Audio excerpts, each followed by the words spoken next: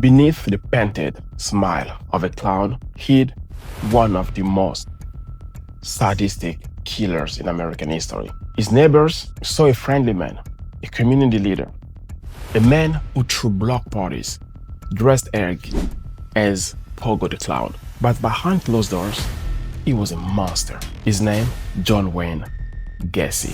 And the world would one day discover the unimaginable horror buried beneath his home.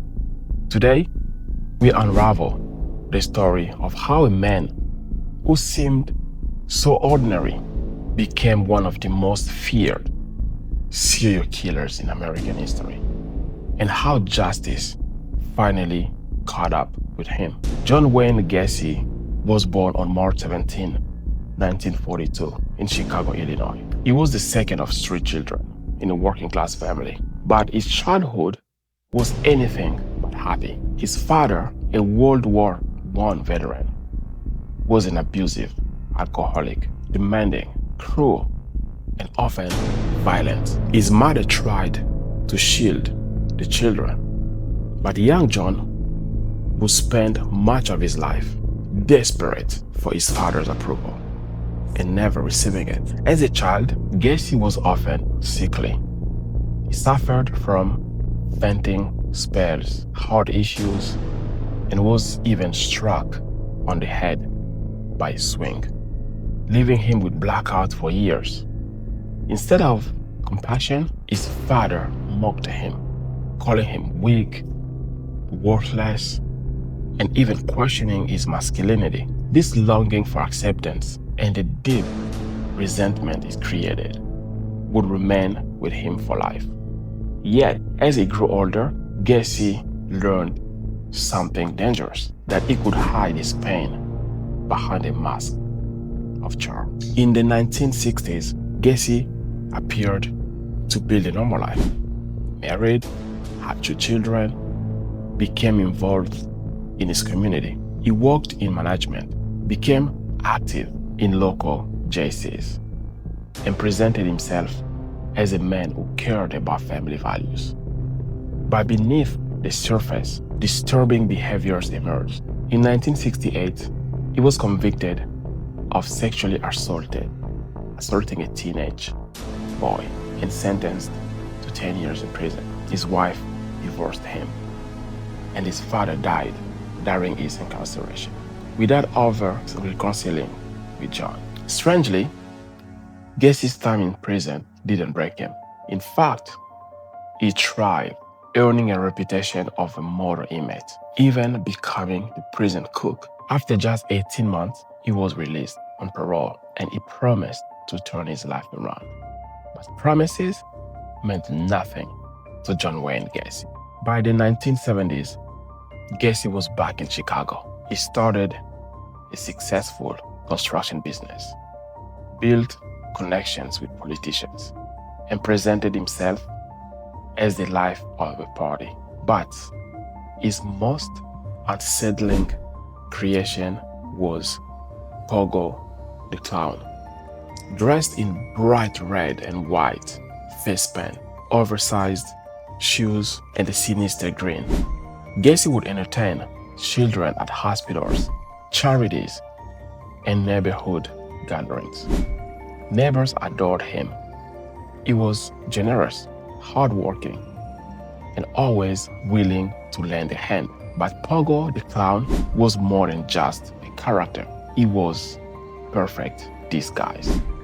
Who would even suspect that the man making children laugh was secretly luring young men into their death? Behind closed doors, Gacy's life turned monstrous. He would lure teenage boys and young men, often runaway youth, or even employees from his construction companies, into his home. Sometimes he promised them work, sometimes money, sometimes simply a safe place to stay. But once inside, Gacy revealed his true self. He tricked his victim into what was called the handcuff game. He would show them how easy it was to slip out of a pair of cuffs But what the boys didn't know was that he had a special key hidden away. Once they were restrained, there was no escape. Gacy would then torture, assault, and strangle his victims, often with a rope tightened by a piece of wood, his so-called rope trick. And when the life drained from the bodies, he buried them in the crawl space beneath his home. As the murderers mounted, his home literally became a tomb. For years, Gacy continued this pattern, killing with frightening regularly. He seemed unstoppable, protected by his carefully crafted image. To the outside world, he was still the friendly clown, but beneath his home, more than 20 bodies lay hidden.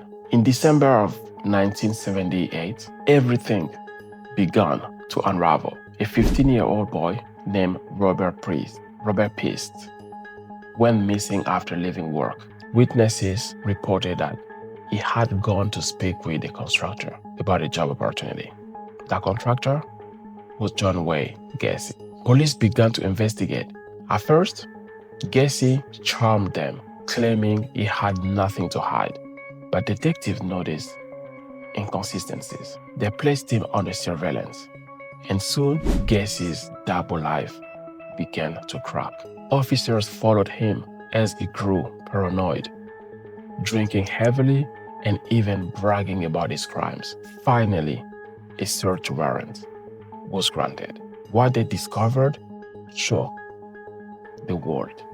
In the crawl space beneath Gacy's home, police uncovered body after body. The stench of death unbearable. It was a mass grave, hidden in plain sight, and Gacy had lived above it for years. In 1980, John Wayne Gacy stood trial for the murders of 33 young men and boys. The courtroom was filled with horror as prosecutors described the details. Gacy's defense argued insanity, claiming he had multiple personalities, including Pogo the Clown, but the jury wasn't convinced. After a 5-week trial, Gacy was found guilty of 33 counts of murder, the most conviction ever handed to one person in US history at the time. He was sentenced to death by lethal injection. And so, the man who once hid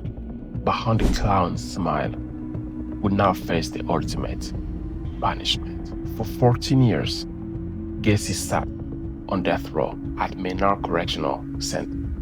During that time, he remained defiant. He painted macabre image of clowns, sold his hard work, and even gave interviews where he claimed he was innocent. To the families of the victims, his arrogance was unbearable.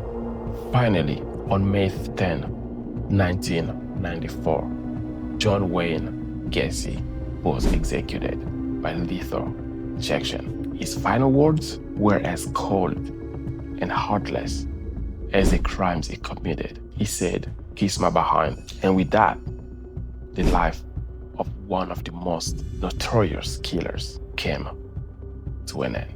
John Wayne Gacy will forever be remembered as the killer clown, a man who deceived an entire community while committing unspeakable horrors. His story is a chilling reminder that evil often wears a mask, and sometimes it's the people we least suspect who are capable of the darkest deeds. May the memory of his victims never be forgotten, and may we never forget the lessons that monsters sometimes hide in plain sight. Thank you for watching.